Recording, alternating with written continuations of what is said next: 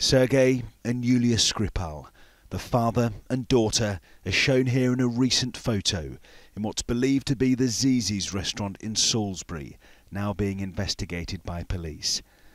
As they fight for their lives, the tempo of that investigation in the cathedral city only appears to be intensifying.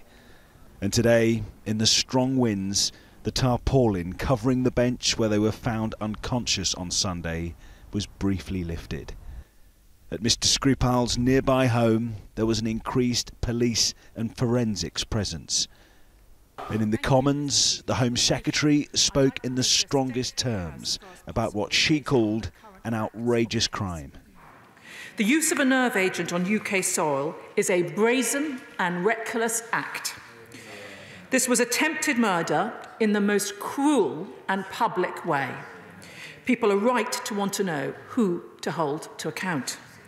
But Amber Rudd refused to speculate on whether the Russian state might have been involved in the attack on the former spy, who's seen here in a local newsagent's recently. She added that the type of nerve agent used was very rare. They are, of course, chemical weapons which destroy connections between nerves, causing organs to shut down. The most commonly used, sarin, has been repeatedly deployed in Syria. VX is the most deadly agent ever made.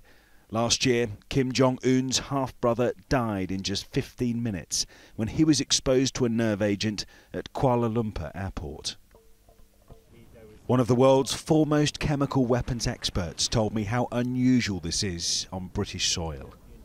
I think this is the first use of chemical weapons that I know of in the UK, and that is a step change.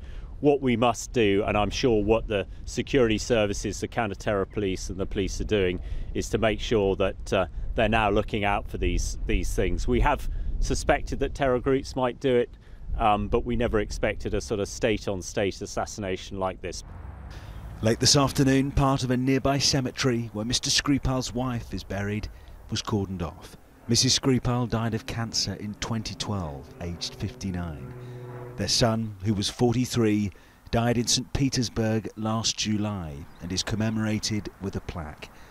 It's believed Sergei Skripal and his daughter visited the site just days before what happened on Sunday.